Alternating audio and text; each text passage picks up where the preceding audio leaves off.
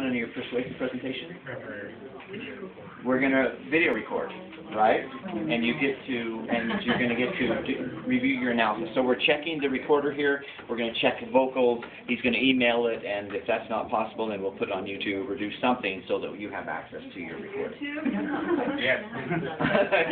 Okay? Now, so just before we talk about brainstorming, there's three parts. Remember, there's three parts of your persuasive assignment, right? You'll get 3 different grades. What's the first one? Outline. The outline.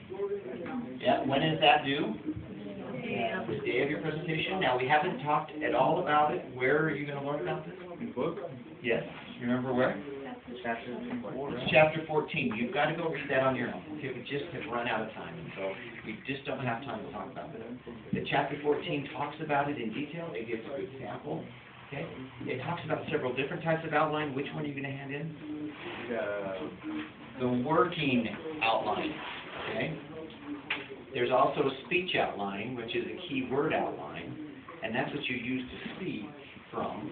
Do not speak from your working outline. Why? Too long. Too long. It's too much information. You're tempted to read it, and it will blow your gray areaness right out of the water. Okay.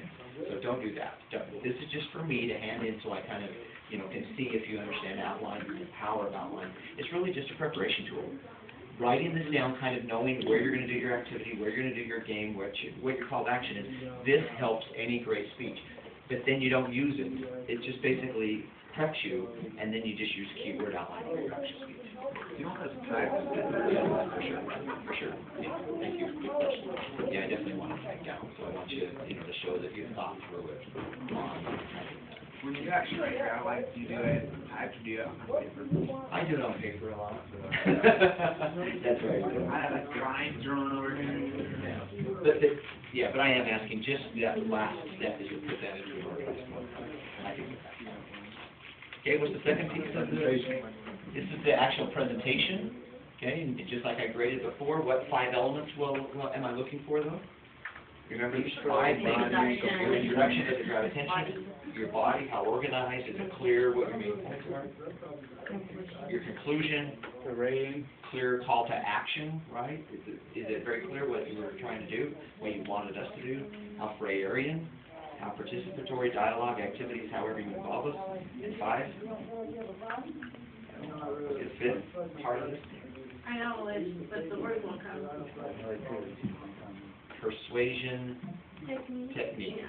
What persuasive techniques? And again, it's in the book. We've listed all those out. Stories, and facts, and stats, and testimonies, and credibility, and emotions, and all of that, and everything we've talked about that helps, that is effective persuasive techniques. That's the key. And then what's the final aspect of this? Yeah, the analysis. And when is that due? So it's 1 week after you present. Isn't that what you just said? Okay. So 1 week after you present. So those that will present on the 27th, you have 1 week, okay, to hand that in. If you want to have it done on Thursday, great. I'll have it ready. I'll have your grades for you. But this is your ticket to get your grade. I will not hand you your grade that I gave you for your persuasive presentation until you hand me your analysis papers. Okay? So that they cross. That's your ticket. You hand me that, and I'll hand you your grade. And you won't get your grade. Okay? Just because I don't want my grade to influence you, and I don't want your comments to influence me. Fair enough? Are we clear? Okay. Let's talk brainstorming real fast.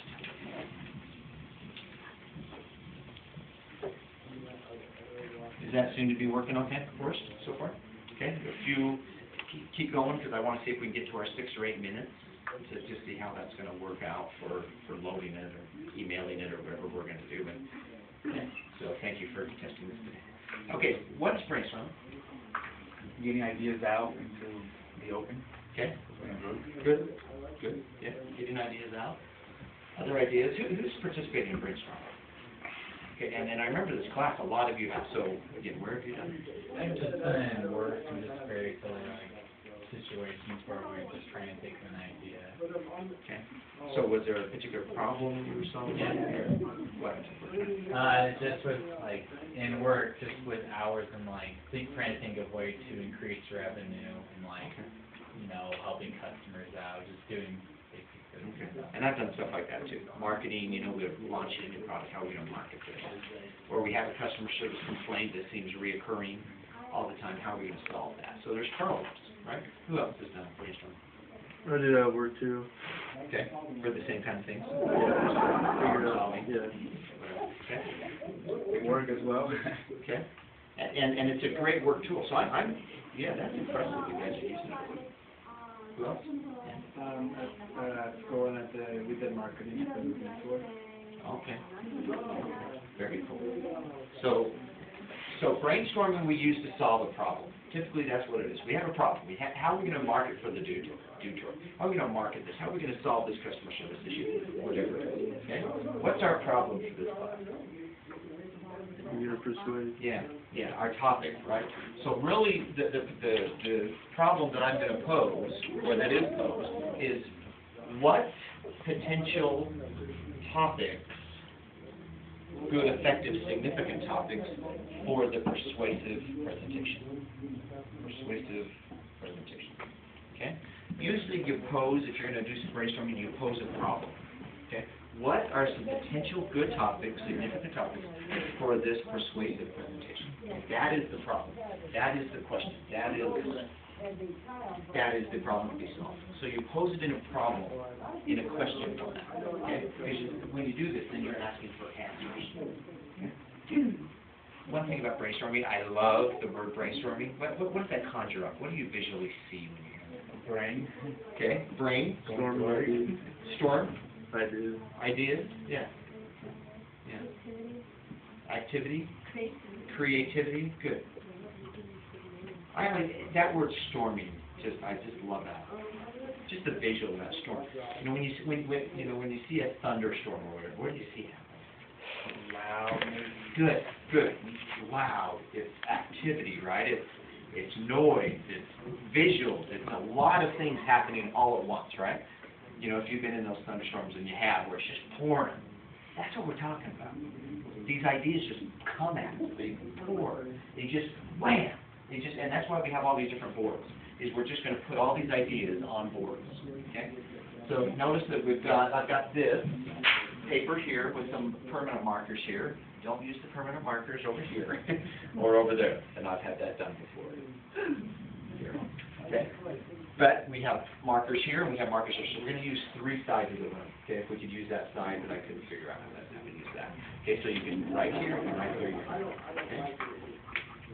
Brainstorming. There's three main rules. Make three main suggestions. Way to make it work. Okay. Number one suggestion is no holding back. Okay, that's part of brainstorming. A storm doesn't hold back. It floods you. It just wham, whatever you have. So please, I'm going to give you some time to just go around the room and write your potential ideas anyway. Don't hold back. Don't sit here and think, well, I don't want anybody to steal it. Okay, we're going to have hundreds of ideas here, so don't be concerned. Maybe hundreds, but hopefully hundreds. Okay? So don't be concerned about somebody stealing your ideas, because part of brainstorming is you just throw out the idea, you let others kind of look at your idea, bounce off of it, create things with it. Okay, if you hold back on your idea, okay, you'll never see how people respond to it. You'll never see if that idea comes up again. Okay, you're really cheating yourself and other stuff. So just throw it out. Throw it out. Don't worry about it. Okay, there's going to be a lot of ideas. So just throw it out. Okay, no holding back. What's another rule or suggestion? No criticizing.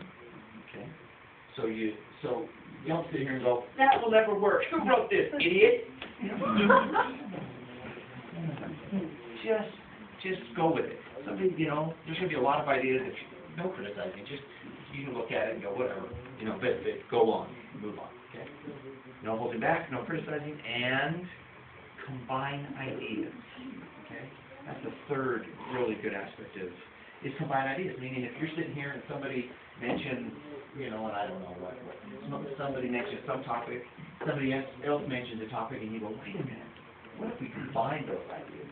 What if we that would be a unique idea. Write it down, okay, combine ideas. So use other people, what they write to create your own, whatever comes to mind, just go with it. When you see somebody and something else comes to mind, and move on. Okay? Brainstorming is always, if it's done effectively, is a timed activity. Why? There's a limited amount of time. Why? You can just keep going. Yeah, because you could just keep going, right? And at some point, the quality of the ideas really diminish, and it's like, oh my gosh, now we're just trying to make up for it. So, so we're going to do 4 or 5 minutes, just real quick. Okay, just plan. So this is it. I'm going to ask you to do 4 or 5 minutes. I'm going to ask you to stand up and to walk around. What I'm hoping you'll do is that you'll go around this classroom in 4 or 5 minutes at least twice. Meaning you'll work on this board for a little bit, you'll come, you'll read what people are saying, you'll put some ideas down, whatever comes to mind, you'll go to that board, and then you'll just keep going around the room, okay, and get around the room twice. There's some power when you stand up, okay, and get your blood going, okay, there's some creativity power that happens that doesn't happen when you sit down. I have my sales team actually stand up when they talk on the phone, because they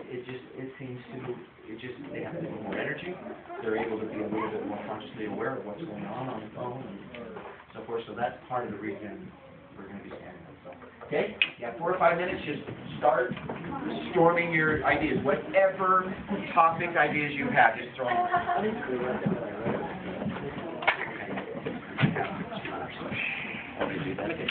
Still going. Oh, you can kill it now.